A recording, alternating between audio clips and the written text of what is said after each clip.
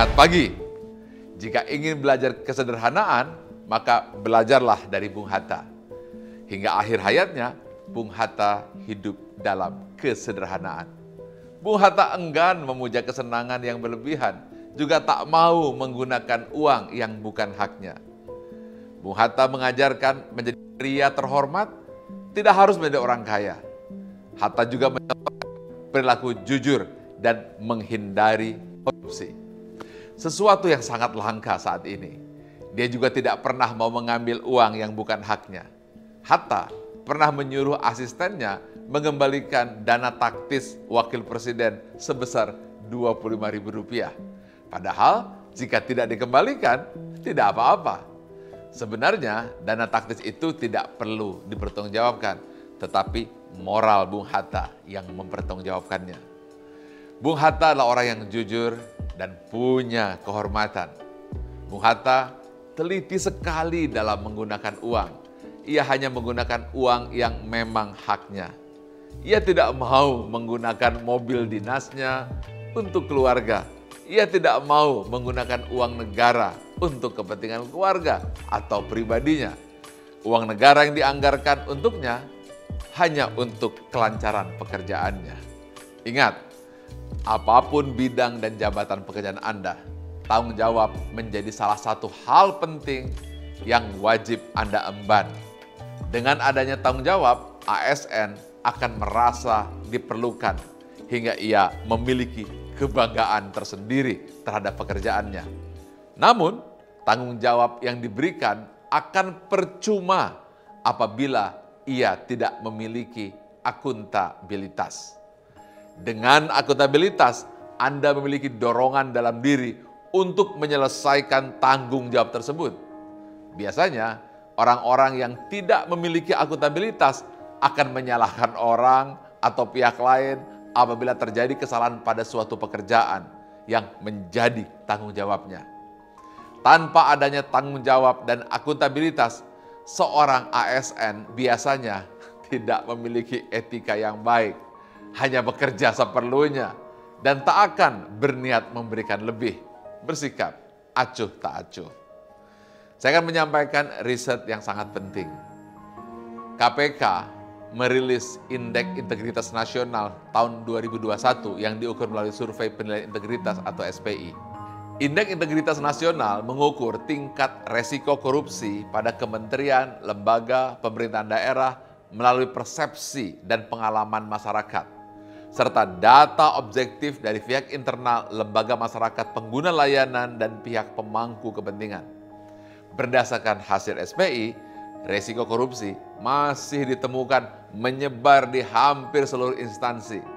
Beberapa temuan utama yang dipetakan berdasarkan hasil SPI yaitu penyalahgunaan fasilitas kantor untuk kepentingan pribadi, resiko korupsi pada pengelolaan pengadaan barang dan jasa, suap atau gratifikasi masih terjadi hampir di semua instansi.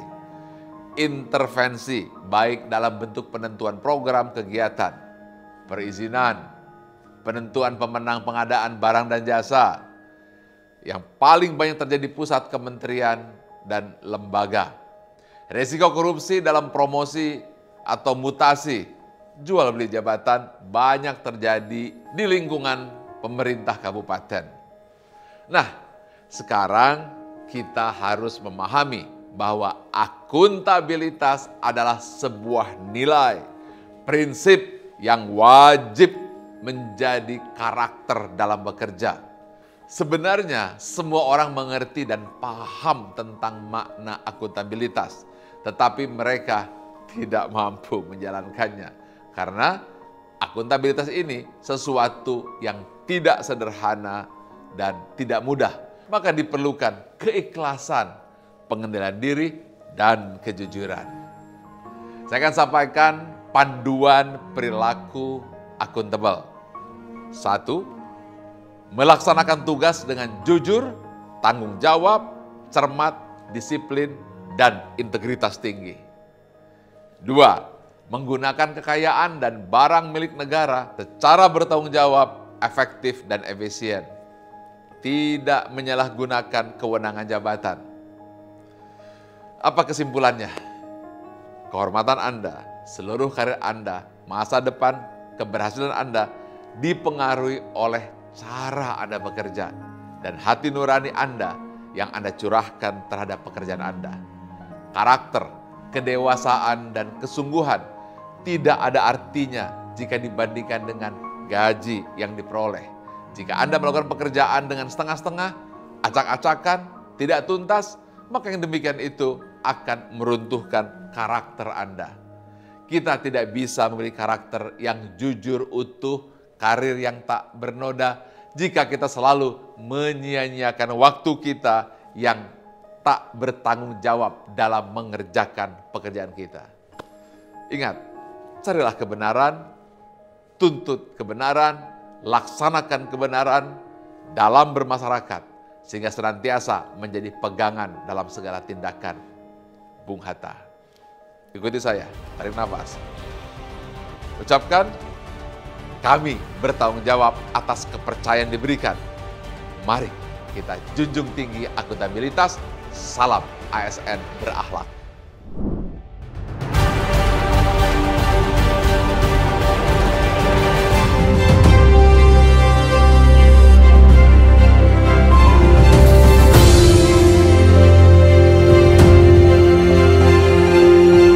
Semangat pagi, salam berakhlak. Insan Badan POM yang saya banggakan, kini kita masuk ke dalam nilai berakhlak yang selanjutnya, yaitu akuntabel. Akuntabel. Gerakannya seperti ini, akuntabel. Menunjukkan sikap bertanggung jawab atas peran dan tugasnya dengan terus mempertahankan integritas. Akuntabel. Nilai akuntabel ini sesungguhnya sejalan dengan budaya pikir yang telah ada di Badan POM sebelumnya, yakni integritas yang di dalamnya konsisten, teguh, jujur, disiplin, taat, juga kredibilitas. Di antaranya dapat dipercaya dan diakui tuntas sesuai standar. Badan POM sebagai regulator obat dan makanan di Indonesia adalah garda terdepan dalam memberi jaminan mutu dan kualitas obat dan makanan di seluruh Indonesia. Untuk itu perlu bagi setiap pegawai menegakkan nilai integritas sebagai budaya kerja, serta tetap menjaga kredibilitas demi menjaga kepercayaan dari masyarakat. Selanjutnya kita akan membahas apa saja perilaku konkret dan kontekstual dari akuntabel yang ada di Badan POM. Mari kita akan melihat tayangan berikut ini, contoh perilaku yang bertentangan dengan akuntabel. Kita saksikan bersama.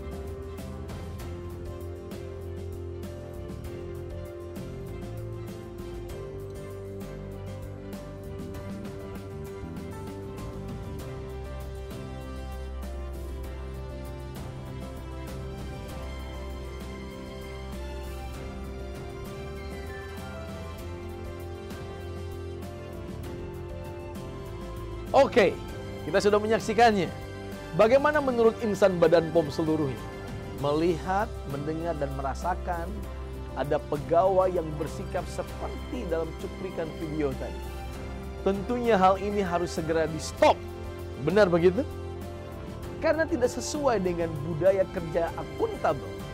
Dalam hal ini, karyawan tersebut bekerja dengan tidak berdasarkan integritas. Dan bila sudah tidak berlandaskan integritas dalam bekerja, bagaimana mau menciptakan kredibilitas? Untuk itu berikut adalah contoh perilaku yang harus kita stop agar kita selalu berpegang kepada nilai akuntabel. Pertama, kurang disiplin waktu kerja. 2, kurang teliti dalam penyelesaian tugas. 3, melempar tanggung jawab ke bagian atau rekan yang lain. 4, menggunakan barang milik negara untuk kepentingan pribadi. 5, pemborosan dalam penggunaan BMN, barang milik negara. 6, sulit berbagi apabila ada barang milik negara yang diamanahkan, dipinjamkan, atau digunakan untuk bersama. 7, menyalahgunakan kewenangan dengan memberikan keuntungan kepada pelaku usaha tertentu. 8. Mengikut sertakan pihak keluarga atau pihak lain yang bukan semestinya dalam tugas kedinasan. 9.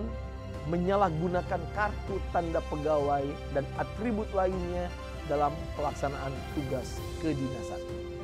Tentunya hal-hal tadi adalah contoh perilaku yang harus di-stop sehingga budaya kerja yang akuntabel bisa tercapai.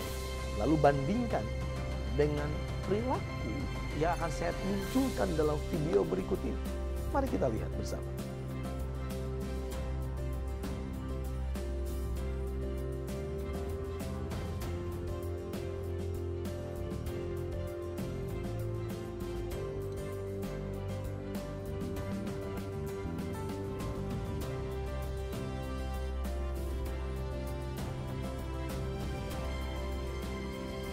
Oke, ini adalah contoh perilaku yang harus kita jaga, keep di Badan POM.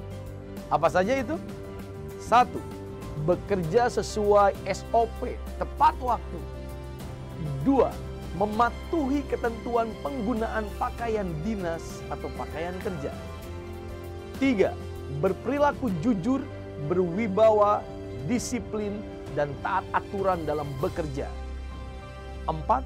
Mencatat penerimaan peminjaman barang milik negara secara jujur dan bertanggung jawab. 5.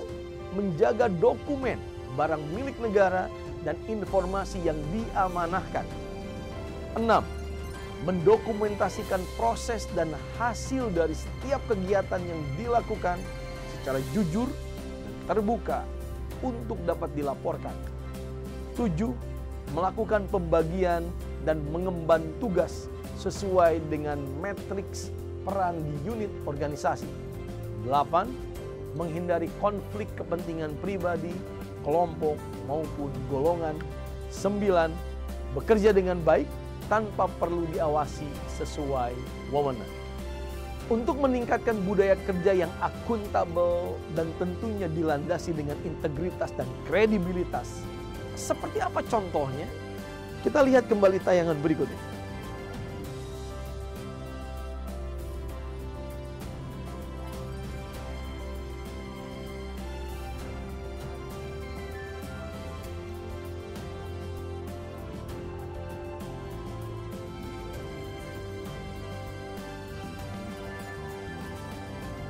Insan Badan POM yang saya banggakan, itulah contoh perilaku yang bisa mulai dilakukan atau start untuk meningkatkan nilai akuntabel di organisasi kita.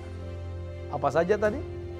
1. Menjunjung tinggi nilai-nilai agama dalam setiap tindakan di dalam dan di luar dinas. 2. Melaporkan kepada atasan, inspektorat utama, dan atau melalui whistleblowing system apabila mengetahui adanya dugaan pelanggaran. 3. Mengingatkan rekan kerja jika terjadi ketidaksesuaian atau pelanggaran. 4. Melakukan inventarisasi penerimaan negara bukan pajak, layanan instansi yang belum tercatat. 5. Mengembangkan pedoman standar minimal alat laboratorium. 6. Menumbuhkan rasa memiliki yang kuat sesama pegawai untuk menjaga dan merawat barang milik negara. 7. Menerapkan kode etik dan kode perilaku di unit kerja secara konsisten dan merata. 8.